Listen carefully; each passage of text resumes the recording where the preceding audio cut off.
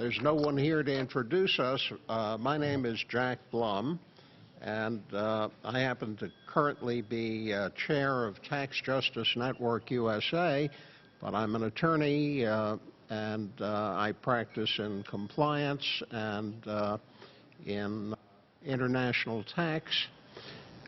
So I have some background in this, and I also was involved to some degree in the investigation of the case we're going to talk about, which is the Wyly case.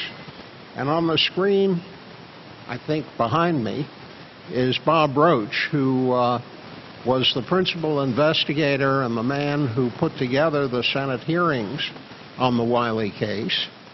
And he has prepared some slides. And the way we were going to proceed was to put some of those slides up and begin a discussion. He'll open, I'll follow, and we'll get into a bit of back and forth. But before we put the slides up and get going on that, I want to sort of set the stage by saying there are critical issues that this case opens up, which every one of you should be paying attention to. The first issue is that, yes, this is a case that involves a man who really, or two men, who really seriously didn't want to pay any tax on anything. But on top of that, it turns out they used offshore for the evasion of regulation, and in this case it was securities regulation. And they were also offshore as a matter of asset protection. And at the end of the day, they used the offshore maze to make enforcement impossible or next to impossible because it was so difficult to gather the information and for prosecutors to move forward. And the fragmented information and the deliberate obfuscation and the delays in doing anything are part of the strategy for the Great Getaway. And I'll mention one other thing, that is the concept of the trust.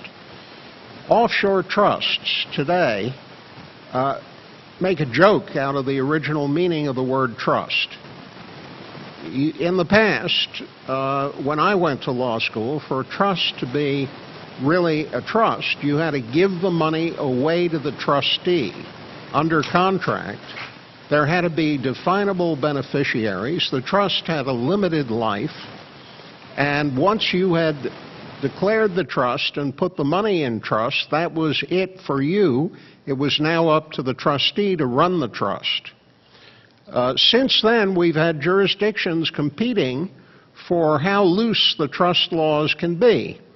And this has led to the creation of trust protectors, to jurisdictions such as Belize, where you can be the grantor, the trustee, the beneficiary. You can do the management, you can have a trust protector who says where the assets are to go, and you can change the trust whenever you want. Now, these are trusts which, to my mind, are sham, but jurisdictions are in competition for how bad they can make the law. And, man, it has been quite a competition. But with that, let's move to this particular case study, and why don't we take the first slide here. This is the story of the Wylys. Bob, why don't you take it away, and let's go to the first slide in the PowerPoint. Okay, thanks, Jack. First of all, I just want to start out with a disclaimer that the views and thoughts I offer here today are my own. They're not reflective or representative of the Permanent Subcommittee on Investigations. What I reference here as far as the subcommittee report, the subcommittee findings, that clearly is the subcommittee's business, but I'm here speaking on my own behalf, and I'm not speaking as a representative of the subcommittee. Jack, if I could just take a minute, you raised a lot of important points that this case study really touches upon, and I just wanted to bring a couple of other ones up too. You know, there are the tax issues. There's a lot of security issues here, mostly revolving around the issues of disclosure. But there are also issues of AML compliance.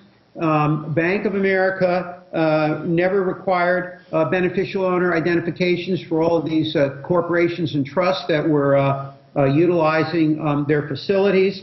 And in fact, in early 2000, Bank of America actually knew who these beneficial owners were through other accounts, and yet tried to play this game that on the security side they really didn't know who they were. Moreover, I think that this tells a really, I guess, disconcerting tale about how intricate and complicated some of these offshore tax abuse schemes have become, where you have to enlist an armada of lawyers, trust company officials, financial institutions, and the like. And it really does begin to show how very supposedly top-drawer professional organizations are turning a blind eye to this stuff, and they've actually become enablers of these schemes. So if we can go to slide number 2, it's entitled Offshore Trust, the Wyly Case Study. It's up here. Okay. Go ahead. Most of you have had a chance to look at it. I mean, it just sort of summarizes the extent of this structure and how long it lasted. Now, I just have it up through the time that the subcommittee did its investigation. Of course, as far as I know, these things are still in existence, and currently it's under litigation with the SEC. 13-year time period, millions of stock options worth $190 million were moved offshore. 120 million of that was untaxed. We were able to identify 19 offshore trusts and 39 shell corporations that were owned by those trusts. At the time we concluded our work, we calculated something about $600 million worth of untaxed stock sales and other investment gains were returned to the Wylys through loans, through investments in their related business operations they set up, and through personal effects, huge real estate holdings, furnishings, art, and jewelry. There is absolutely no question that throughout this entire time, the Wylys have effectively retained control and beneficial enjoyment of all of the assets. And as I said, probably one of the most disconcerting things about this, that the entire scheme was facilitated and structured by professionals. The excuse being, my lawyer made me do it. Absolutely, absolutely. Okay, now we ought to back up. Just as a note there, Jack, it's very interesting. I think very recently, within the last month or so, I'll use the word cynically, but the lawyer on behalf of the Wiley cynically filed a claim asking that the suit be dismissed because all of these events were too old, took place too long ago. The SEC came back and said, well, the reason why this stuff took so long ago and it took us so long to bring it up is because you guys hid it from us for all these years. And the judge actually agreed and denied the motion to dismiss the case, so it is going to go forward. We ought to back up here and explain who the Wileys are, a pair of brothers in Texas who were very successful entrepreneurs, ran a number of companies, Reliance, Michael's Stores. What were the others, Bob? I think, didn't they own Sterling Software? Sterling Software, which then merged. That then was taken over by, I think, Computer Associates. So right. A big software company they started. They had a number of really, large ventures that hit it. These were public companies, and they set them up. They had insider stock. They had incredible options. They were on the board or chairman of one or the other of them, and incredibly successful. But they were determined not to pay tax on the stock options, not to disclose to the SEC that they were insiders who were selling shares, and overall conceal all of their dealings from the public. Now, they also set up a couple of hedge funds, Maverick, and was it Maverick and Ranger? Well, they also had a few other ones called, I believe, First Dallas Investments, which we will talk about a little later. But yeah, Maverick, they also set up an offshore insurance company, Scottish Re. Right. So they had a lot of fingers in a lot of pies. Exactly. Now are we ready to go to the next slide? Yeah, page 3, I think, is slide number 3 is a pretty good a simplified overview of how the Wiley structure was set up. And what you can see is that they received these stock options, and they attempted to transfer those to these these trusts, which were set up in the Isle of Man in exchange for annuities that were going to be paid to them 30 years hence. Now, of course, the idea is, as Jack pointed out earlier, when you're going to do this through a trust, you're supposedly giving up total control of the assets. What should have really happened here, if it was true, those stock options would have been traded to these Isle of Man trusts, who would have taken those options over and done what they wished in those options in exchange for paying annuities to the Wileys way down the road. But as we'll show and discuss, and as the SEC maintains, that never happened. These trusts and the trust-owned corporations were nothing but fronts for the Wiley activities. I believe that Michael French, who is a very close advisor to the Wileys, was a protector, was on the boards of many of these companies, testified at our hearing and said that there wasn't a single major financial decision that was made by these trusts that hadn't been either initiated or approved by the Wileys. And there that's was a pretty stunning admission. There was a 1,200-page deposition given by the woman who wound up running something called the Irish Trust, which managed this whole mess, referred to in the deposition as the Offshore Enterprise. And she went into detail about how every major decision was made by the Wileys, but the instructions were always set up in a way that there could be denial that it had been a direct order. That's right. So they were working very hard to conceal that the real direction was coming from the Wiley family in Texas, and in fact it was, and it was going through her and then on to the various trustees who executed the various stock sales in a carefully orchestrated way so that no one of the offshore corporations would show up as a more than 5% owner of the corporations that were public, and therefore there would be no disclosure of an insider sale, even by the offshore corporations. And that orchestration was really a very difficult thing to pull off.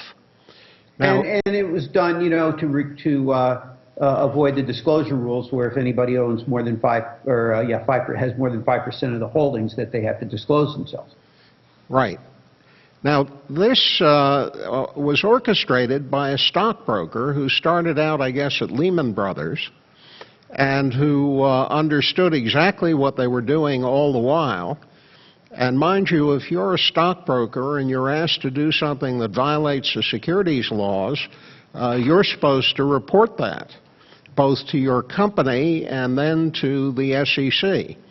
But this guy worked at it and successfully managed all of these intricate transactions so that there wouldn't have to be any of that insider disclosure. And he later moved over, as we said earlier, to Bank of America and continued to do that kind of movement and manipulation. And all the way along, when the issue, both at the brokerage firm and later at, this was at Lehman and later at Bank of America, came up, you know, is this insider trading?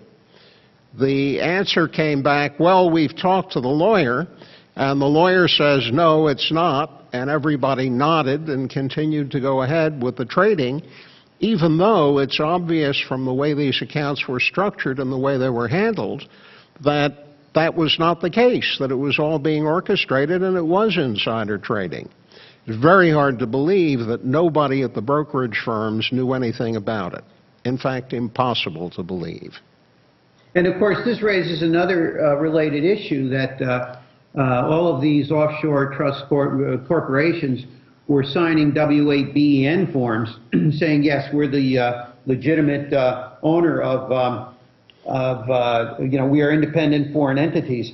But, you know, one is only supposed to accept the representations on that form if they don't have any belief that, or suspicion that what's being there is what's put there is untrue. Well, clearly, this broker Mr. Shifley knew full well that those representations were false. And so you sort of have two questions. Number one, the people who made those false declarations, and number two, as Jack pointed out, the individual who was handling these accounts who knew full well that those representations made on that W-8BN were not correct.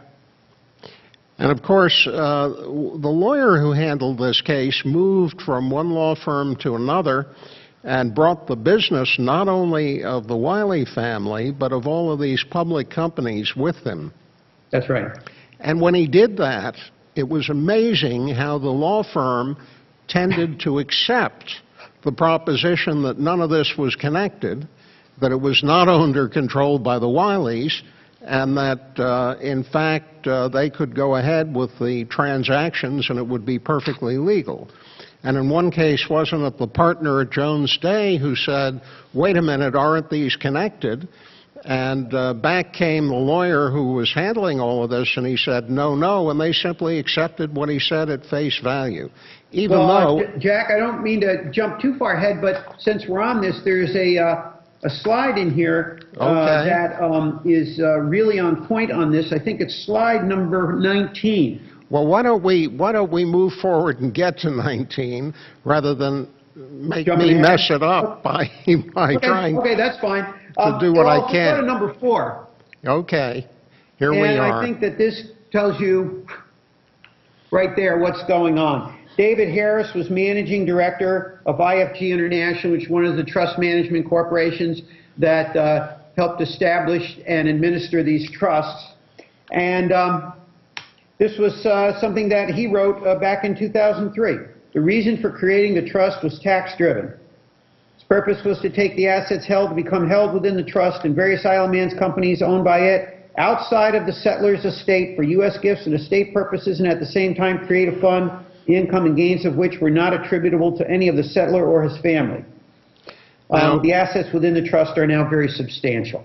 And now we should say, after some of the cases that have been developed in light of UBS, that this comes very close to felony behavior, if not over the line, because Harris well knew that what he was doing was working with an American to literally evade tax.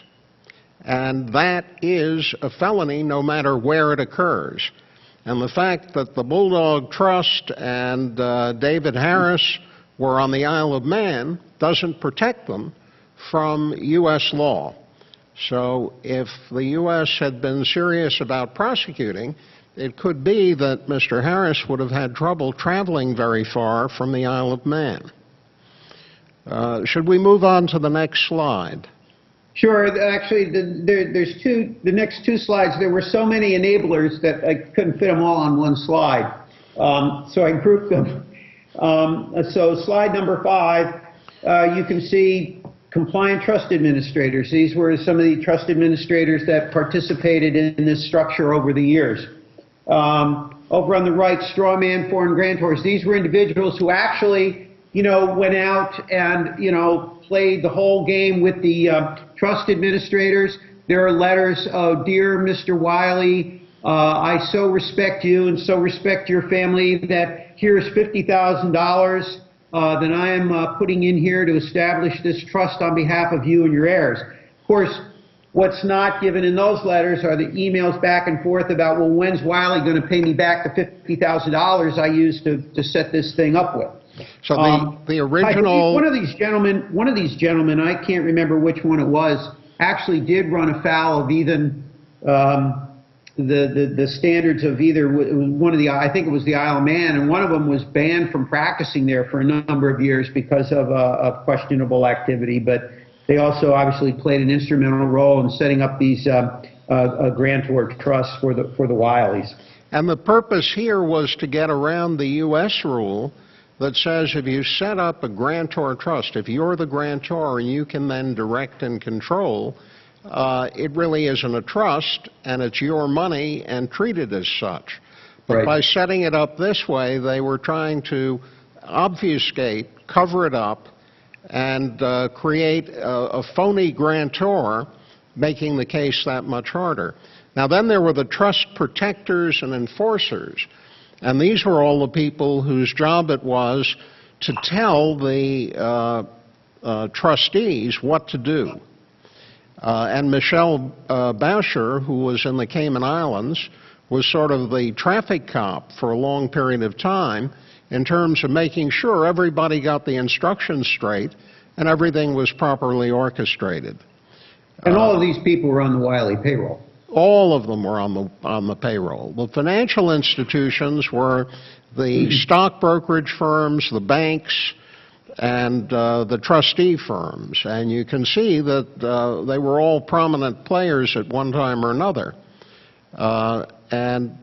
Bank of America really went through quite a dance to avoid disclosing what was going on even after they'd been caught. But we'll get to that in a minute. Let me shift to the second slide of listing the enablers. Okay. These are the lawyers. And you ask yourself, how do these major law firms get into the business of accepting this sort of behavior and blessing it? We have lawyers in Washington, lawyers in Philadelphia, lawyers in you name the place, all saying this is fine. Texas, Cayman Islands, California, UK. All blessing. And it seemed that as long as the lawyer, the particular lawyer who gave the blessing, brought the business to the law firm, and I'm talking about all the corporate business, whatever representations that lawyer made, the rest of the firm accepted. No real supervision, no real effort to investigate what was going on. I mean, on its face, it should have been obvious that if a guy can bring all of the business of a group of public companies to a law firm, there has to be some relationship with some individual that made it possible. But I don't think any of these law firms were terribly interested in pursuing that. Well, yeah, Jack, and we'll see a little more of that a little later. And I think the other issue is one that we see not only in this structure, but in some complex financial structures as well, that you see these law firms that are writing the opinions. And what they will do is ask the client to make a set of representations. And then the opinion is based on those representations, no matter how unbelievable or how bizarre those representations are. It's basically they put blinders on. They don't even ask if these things connect at all with reality. They suspend disbelief, I guess is the way to say it. And so these representations can be as phony as a $3 bill, and then the firm will happily write an opinion saying, well, based on these representations, everything's okay. And then that suddenly creates supposedly a safe harbor for the client, even though no one's ever really dealt with what the truth of the matter is. And it's the old "my lawyer made me do it" defense. So now the question for a prosecutor is, if I go to court, am I going to confront the client and the defense counsel saying, but we had a legal opinion that this was okay? And in a complicated multi-million document mess, that kind of argument could very well sway a jury, and the prosecutors well know that, which deters them from taking the case on. So let's move on to the next slide. Yeah, the next two slides are just sort of little schematics here to give you an idea somehow of what these enablers were doing and how they were structured. So what you first have is on slide 7 is really Irish Trust. And this was the entity that really served as the hub for the connections with all of the Wyly offshore entities. This was the office run by Michelle Boucher. And as you can see, behind everything are the Wyly brothers. First of all, you have this entity called Irish Trust, which was also known as the Wyly Offshore Office. Communications would go from the Wyly's family office in Texas to the Irish Trust office in the Cayman Islands, and then various types of instructions, whatever would be sent by Ms. Boucher out to the Isle of Man and to some of the entities in the Cayman Islands that were also doing work for the Wylys. But you can see that once you get past Irish Trust, that's owned by another entity called Irish Holdings Limited, which in turn was owned by two trusts. One, Bessie Trust, the Isle of Man, where the grantor was Sam Wyly, and Tyler Trust in the Isle of Man, where the grantor was Charles Wyly. And if you see how it flows down, you can also see that the Irish Trust was a very busy little office, and Ms. Boucher was very busy. Not only were they the hub for communications with the Isle of Man Trust, but they served as ironically, the anti-money laundering provider and the administrator of the two Wyly hedge funds. They provided administrative services for the Wyly trusts and corporations. And, you know, as I said, she was also the money laundering officer for the hedge funds. So if you go to the next slide, you'll just see a little schematic of some activities that were going on in the Cayman Islands. We'll discuss those in a little bit as well. But this is Security Capital Trust, all being run. We're actually on a slide that has the heading Beneficial Enjoyment. Did I miss a slide? Oh, no, yeah, no, it's the previous one, slide number 8, Enablers in Action. Yeah, okay. And it's on the left, Security Capital Trust. Okay. You have it? Yeah, we have the Enablers in Action. Right, well, there's two of those. One is slide 7, which was the Irish Trust I just did. Let's see. And then the next one is slide 8, which is the Security Capital Trust. Well, I'm sorry, Bob, but we missed one of the slides. We're just going to have to go on to the slide that says Beneficial Enjoyment Effectively Retained. All right, well, we can go to that one. Let's do it. Essentially, what I'm just trying to establish here are the two things. One, the Wylys had total control and had total use and enjoyment and benefit of those assets. You know, the investments were made that the settlers wanted to be made. They were made how the settlers wanted it to be made. And the investments actually furthered the settlers' direct control of the assets. Most of the assets that were over there were recycled back so that the Wylys could invest them in new business ventures. Hopefully, the slides, we will have them, which will also show you some of the financial structures that they brought back here to support.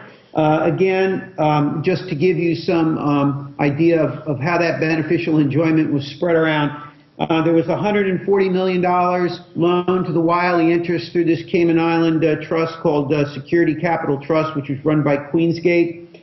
$400 million from those offshore trusts was invested in Wyly businesses. $85 million was spent on acquiring and improving real estate that's used by the Wylys. They have several hundred acres out in Aspen and a family compound there that's all being paid for with this money. And $30 million being invested in art, furnishings, and jewelry for personal use of the Wyly family. If I'm not mistaken, the way that would work is they'd go into a jewelry store and say, I want that, send the bill to the trust. Absolutely, that's exactly the way it was done. And in fact, there was one funny email because someone wrote back to the Wylys and said, we weren't sure if you wanted, you know, this trust to buy this piece of art or the other trust to buy the piece of art. Just check it, and that's who we'll assign it to. But trust me, we want one of the trusts to buy the piece of art, right? Right. All right, so now to the next slide. And here are a couple of emails that just sort of really give you an idea of what was going on here. So here's an email to Charles Wyly from Michelle Boucher, and she's beginning to lay out various things that are going to happen. First Dallas International, we'll talk about in a minute, should be incorporated tomorrow. I have bank accounts ready to go at Queensgate. Now these signatures off on the left are Charles Wyly. Good. I've arranged preliminary paperwork for Lehman Brothers to open the IPO account, and we should be able to move their money. Good. I await confirmation on the sum being invested in CoolLink through First Dallas Ventures, but understand that it is currently $1 million. Elaine and I are communicating to ensure that we transfer enough money into the First Dallas structure to provide for the investments as well as the initial fees. Assuming CoolLink will be $1 million and Lehman's is $5 million, I'm arranging for $6 million to be Elysium's initial contribution. I hope this additional $250 will provide for most of the fees. Okay, see below. I'd like confirmation proceed with a placement of $5 million into the Lehman account. I spoke with Lou Scheifele and understand that he is the broker who was working through Lehman and then moved to Bank of America.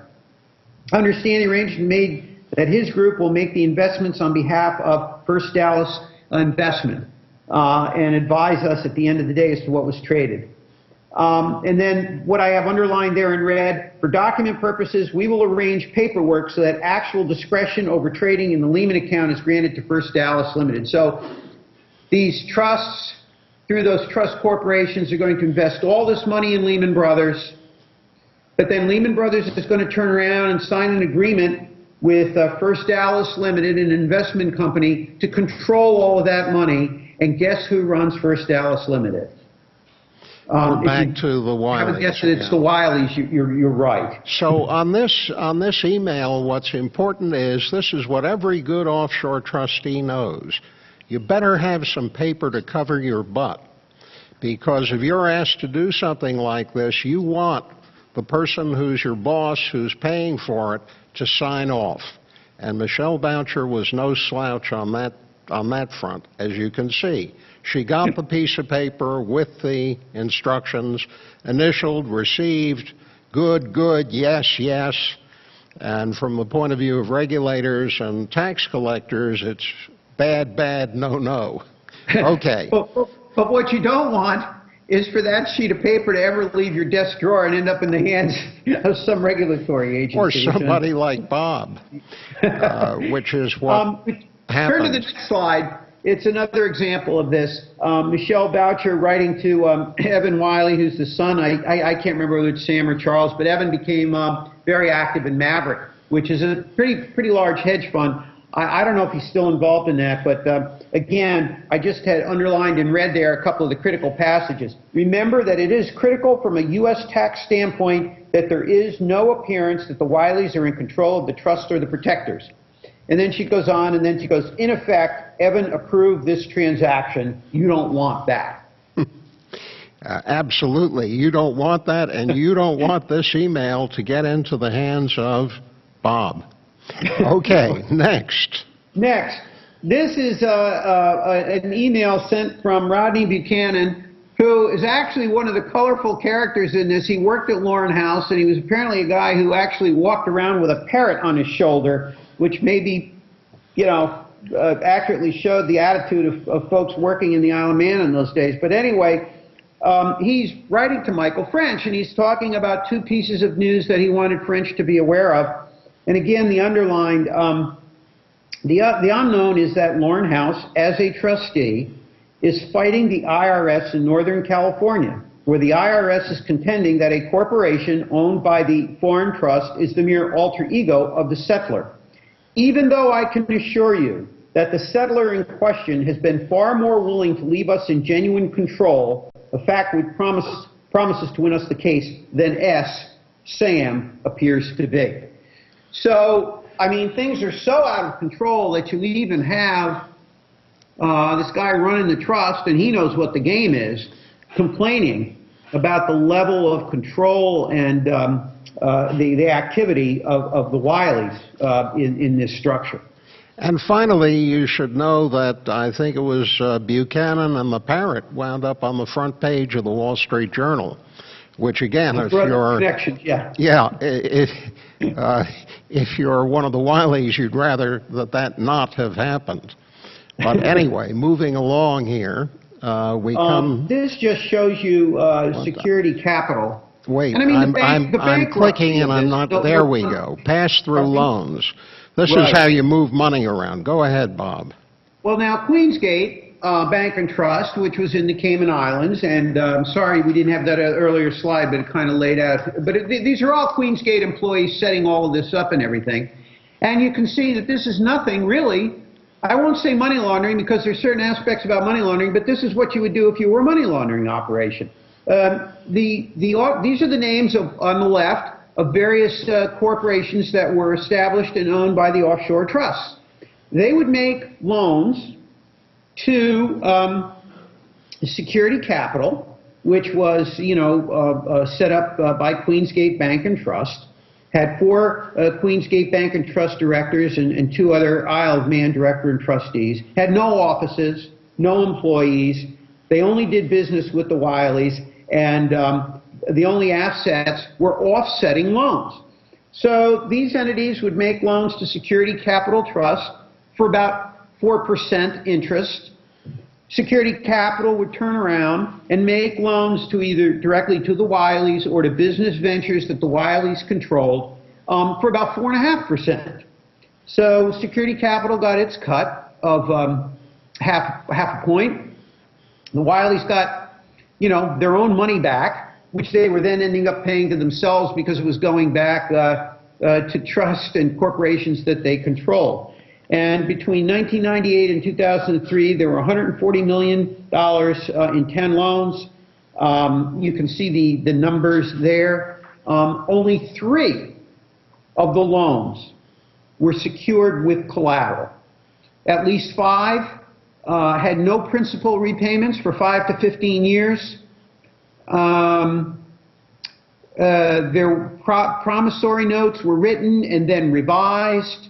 5 loans repaid some, and then there was still 5 loans that were totally outstanding.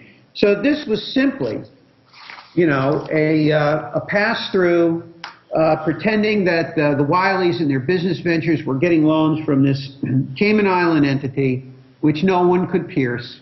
And if you did pierce that, you saw it coming from these entities in the Isle of Man, which you then had to figure out were really corporations that were owned by trusts, which were directly controlled by the Wyleys. So here the Wyleys are bringing the money back, all tax-free, so that they could use in additional business ventures and make more money. This is all to make it look like it's proceeds of loans and to create a layer of obscurity which will put off regulators and potential tax collectors. So let's move on to the next slide. This is First Dallas funding structure. Right. And, when we started to see this, we're not the sharpest guys on the block, and we're not financiers.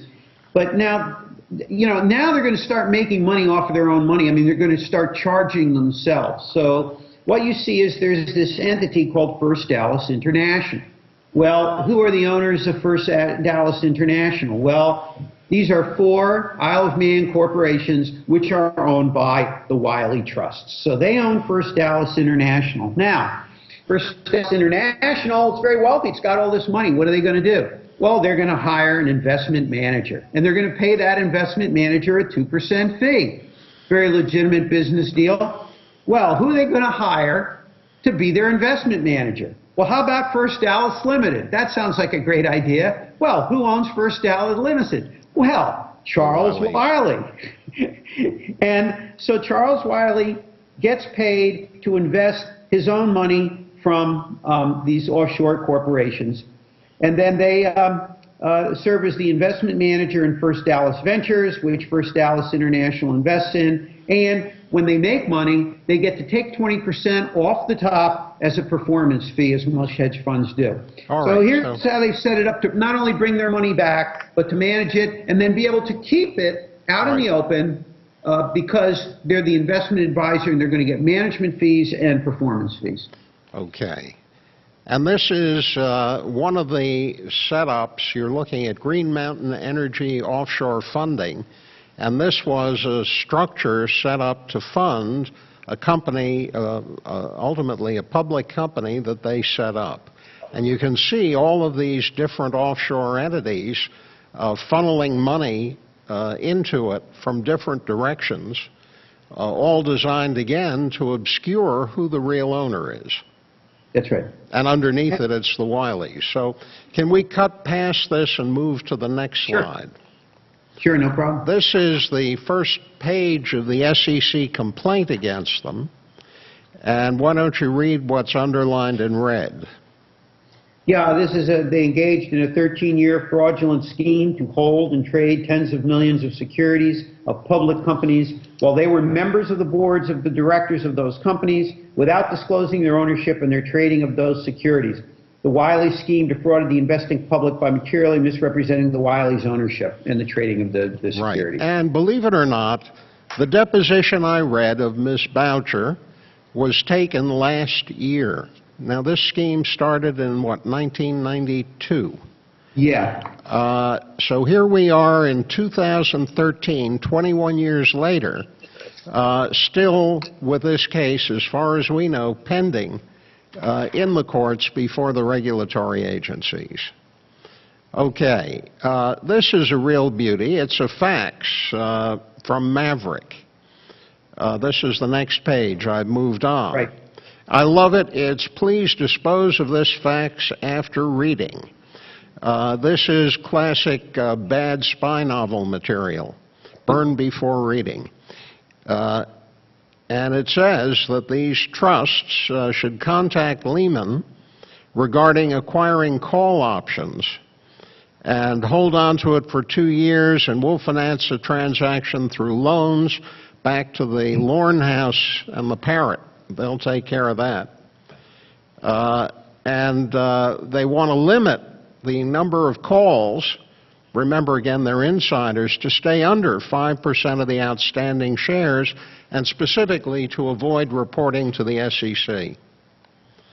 And Jack, there's, you know, I mean, obviously there's a lot we just couldn't do in this slide. But, if you read our report, what you'll find is that at one point, I think around this time, there was a plan to actually create a couple of new trusts and transfer Sterling Software stock into those trusts because, in fact, new trusts with different trustees, because their holdings in Sterling Software were becoming so large that they were going to get over the limit. Now, you know, SEC Rule 13, it was 13D3, says you can't do that kind of thing. You can't establish these other organizations which you control and parcel the shares out among them simply to try to pretend that you don't go over the 5% limit. But this is precisely what was going on here. At least that's what appears. And here again, we have another email about how to do it and how to keep everything separate. This is Weichwood. It can't be the trustee of two sets of trusts.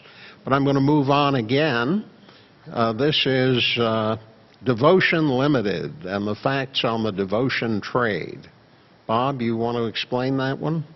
Yeah, let's get back to something that Jack had mentioned earlier about how the law firms will, you know, seem to buy into anything, no matter how incredible it might appear to be. And this one is pretty stark. So what's going on here? These are two people in Lehman going back and forth because this entity, Devotion, wants to enter into a 3-year prepaid forward on Michael Stores. Now, those prepaid forward transactions have since been viewed as abusive transactions by the IRS, but we won't get into that. So the second paragraph, as with all trades we do, where we are borrowing the client's shares and desire to have a physical settlement option, we need to be satisfied that the client is not an affiliate of the issuer. The client is willing to represent to us that it is not an affiliate. And Michael Store's counsel, Bob Estep of Jones Day, has spoken to Gordon on the issue. Bob told Gordon that Devotion is not considered an affiliate by Michael Stores. However, he also indicated that he did not necessarily agree with that determination. So now you have the lawyer who represented Michael Stores working for Jones Day, sharing with Lehman Brothers that he didn't really share the determination that this entity was not an affiliate. So Gordon, who's one of the Lehman people, rightly requested more comfort on the issue. This afternoon, we spoke with Bob Estep again, and a colleague who has a security background, John McCafferty. He worked for the Wyleys, and for quite a while he was over at Maverick Capital. I don't know where he is today. And Rodney Owen, who was counsel for Devotion of Meadows Owen fame. They all reiterated that the client was not an affiliate of Mike. So nothing like having a tame lawyer working for you, right? Yeah. So Well, now what I'd like to do is tell the tale of how this all unraveled, which I think is as equally interesting a story as how it was set up. And the way it unraveled was this. The prosecutor for the Southern District of New York began an investigation of Bank of America, which had been caught in some money laundering activity. And this is Robert Morgenthau. And in the course of that investigation, he and his people called for the SARs that came in regarding Bank of America's behavior. And in that mess, there came a SAR and a report from Fidelity Investments, which was the clearing broker for Bank of America. And what had happened was that Fidelity Investments, in the process of clearing, noticed that there were these dozens of offshore companies that appeared to hold only one stock, Michael Stores, and that they were all being traded pretty much in concert, which then led Morgenthau to go to the SEC and say, wait a minute, what are you doing about this? And that then pulled out the story of how there had been repeated attempts by Fidelity to get the information about who the beneficial owner of all of these various corporations that just owned the one stock and happened to be traded around. They kept saying to Bank of America, who owns this? And Bank of America used every excuse in the book not to produce the information. But ultimately, Fidelity prevailed and said, you either produce it or we're going to force the closure of the account. And that led to finally the undoing of the whole mess, because now the SAR was filed, as Fidelity was required to do, and we were off to the races because the prosecutor had it, the SEC had it, and now the case was in play. And I guess, Bob, that's where you all came in and really started to investigate. Well, that's right, because there was a very, very bizarre filing to the SEC saying, well, for the last 15 years we've been conducting this activity and we don't think we did anything wrong, but someone has recently advised us that maybe we need to begin to announce that these entities were holding the stock and there's the outside chance that they might have been affiliates and blah, blah, blah. And that's where we where we began to say, well, you know, this is pretty interesting. Why don't you start to explain this? And that's how we dug into it. And it took us about a year and a half to put our report together and hold a hearing. One interesting sidebar of what Jack just was going over, and this just shows you, you know, how we have a heck of a long way to go still with the culture of these institutions. At the time that Fidelity was pressing Bank of America, the security side of Bank of America, to provide the ownership information in Bank of America securities, saying, well, we don't know, blah, blah, blah. You had this internal discussion going on within Bank of America between the securities folks and the private bank folks, because the Wyleys were also private bank clients of Bank of America. And so they were all really concerned. I mean, they all knew who controlled these offshore accounts, but they didn't want to reveal that information because they were afraid that the Wyleys would get angry with them and close down not only those offshore accounts, but their private bank accounts as well. And I'll add that there is some justice, finally, because the broker, Schlafly, who was busily doing this stuff at the Bank of America, was kicked out of his job at Bank of America brokerage, and he immediately went over to become a broker at Stanford Financial. So there's a certain poetry to the whole thing, because soon enough, with that combination of items on his resume, I don't think he had much of a future in the brokerage business, although I don't know. But I think he had certainly a rough couple of years.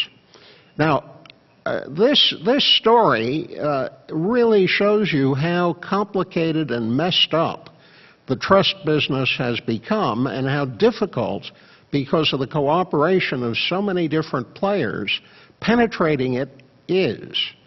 It's a tribute to Bob and the committee, the subcommittee, that they were able to get all the documents, piece it together, and diagram it. But let me tell you, the SEC is still at it, and we're talking about 20-some years later.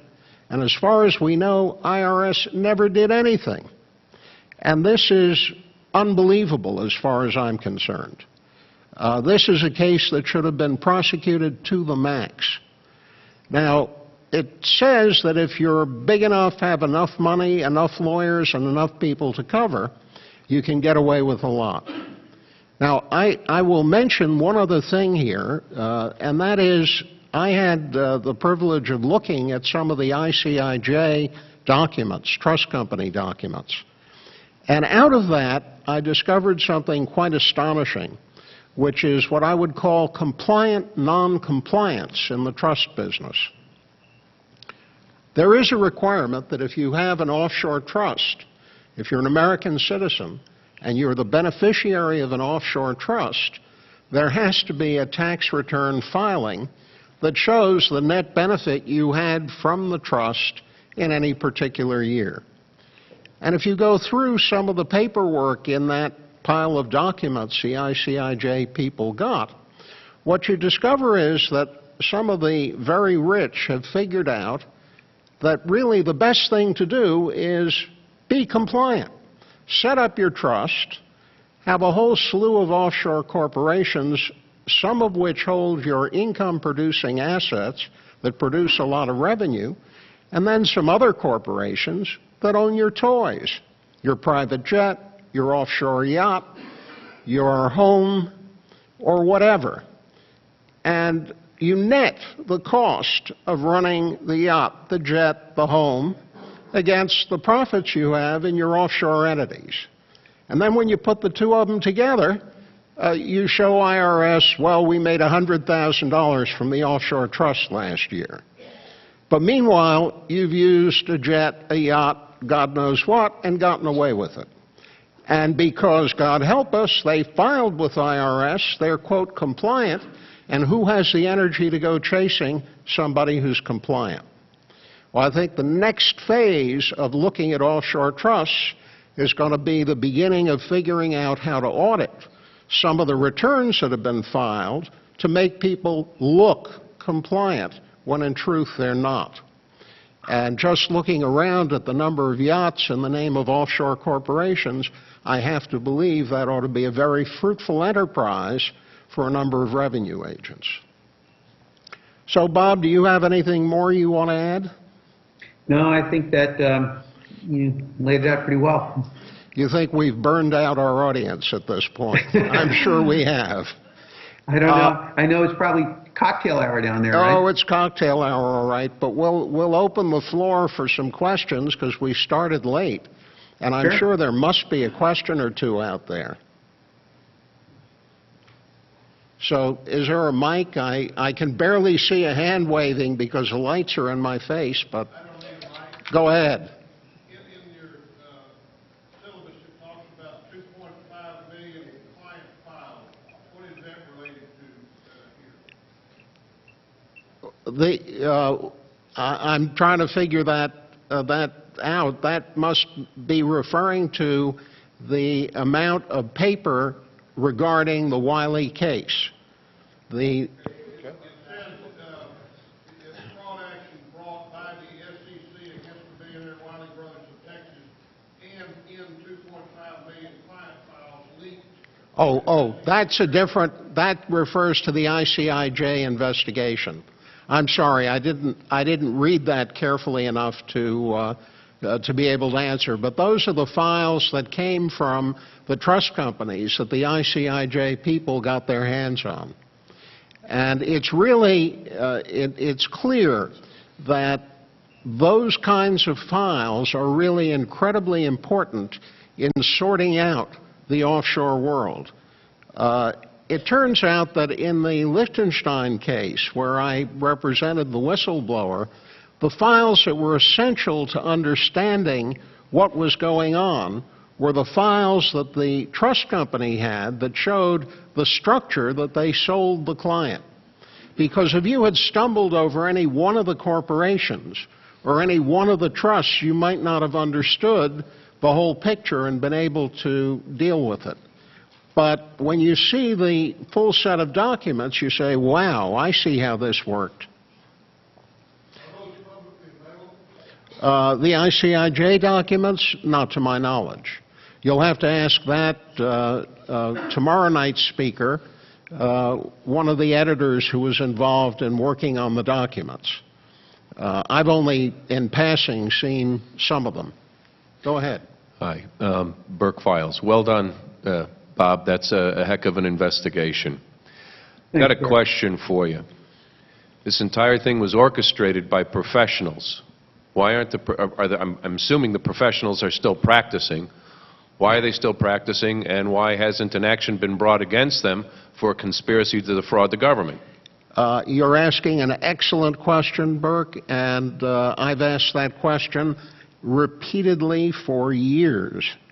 It may have something to do with the fact that the Wileys were among the largest fundraisers for George W. Bush, that they were, I've forgotten what the term was, rangers who brought in more than X $100,000, that they were as part of the Swift Boat campaign, which, as you'll recall, did in John Kerry in the 2004 election, and they were politically very favored people. Now, why this case hasn't been pulled apart? I think it's a question of resources and regulatory fatigue. The question is, what agency of government has the resources to dig into all of this stuff and prosecute all of those people? And the answer is most prosecutors love cases where they have in color, on film or on tape, a drug dealer with powder and money, and they hate cases where you have 1 million documents and a lot of lawyers and a lot of ways of confusing a jury. And this has enough to confuse any jury you'd pick anywhere in the world. So to try to get an answer, a verdict beyond a reasonable doubt in our legal system with this mess, wow, you have to be really good as a prosecutor. You know, I think everything Jack said about how difficult it would be to bring a case like this is true. But, you know, I guess at some point these regulatory agencies have to try, because if they don't even try, if they don't even go all out on a case as blatant as this, how are you ever going to set a tone for anybody? It's interesting that in the report we did on this investigation, we also covered another very complicated transaction that again involved the Isle of Man and was built upon the phantom sale of something like $9 billion worth of securities. And after we went over that whole structure and transaction in our hearing, a few months later we got a call from a U.S. attorney out in the state of Washington, where the perpetrators of this, a company called Wylys, were headquartered. And that team out there took that on. And it was about a year ago, finally, that the case ended with the two leaders of that firm who'd been around for years, had their hands dirty in the Blips transactions, pled guilty and are going to get somewhere between 2 and 6 years in prison as a result of what they did. So it is possible to do it. But boy, as Jack said, it takes a lot of devotion and a lot of work. And what it takes is the support of the upper management. And if you're in an agency where, you know, you as a revenue agent or whatever have to have so many touches over a course of a year, and you've got quotas like that, it makes it very difficult to undertake these kind of complex cases, which are going to last years. Now, the payoff may be huge, not only in the dollars that you're going to get out of this case, but the message you're going to send to other people and other professionals who try to, you know, enable it and facilitate it with others. And there's been this I think you just need to resolve with some of the heads of these agencies that they'll move forward and do this. And there's been this real reluctance to take on professionals particularly the big accounting firms. When Absolutely. in that scam you were talking about, these phony trades that were supposed to cover other profits, when those were sold by the big accounting firms, it was clear that those firms could have been prosecuted. But they sent lawyers to talk to the Department of Justice to say, you can't prosecute us because if you do, there'll only be one large accounting firm left in the United States. And they're the only people, we're the only people who can do global audits, and you can't allow that to happen. Remember what happened to Arthur Andersen. And they made the argument about, 100,000 employees being put out of work if you indict us, and on, and that argument prevailed.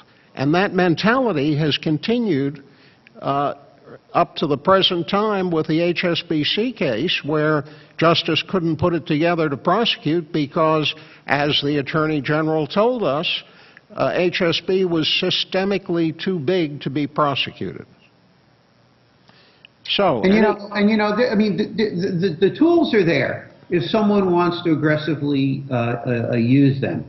For example, within the IRS, I forget, what is it, circular, it's the provision which allows the IRS to bar firms and attorneys from representing individuals Right. before the IRS because of the conduct they engage in. And I know that after the KPMG scandal for a while, that office became quite active, but I think that's sort of fallen off the table, although the authorities are there. And the bank regulators have the ability to yank a bank's charter. And I've always wondered why, if activities such as at HSBC, that it is so systemic that you can't point it to a particular individual, why that doesn't mean then that the organization is so thoroughly corrupt that it doesn't deserve a license to operate in the United States of America. It seemed to me that if that's really the Department of Justice position, then it should be pretty easy for a bank regulator to make that conclusion and then yank the charter. And I think that's the kind of action that would send shockwaves throughout the financial world. And, the big banks might pay attention to it for a week or two. yeah. And maybe even the big law firms, if one Yeah. or another of their members were disbarred. But this is a real problem. Any other questions?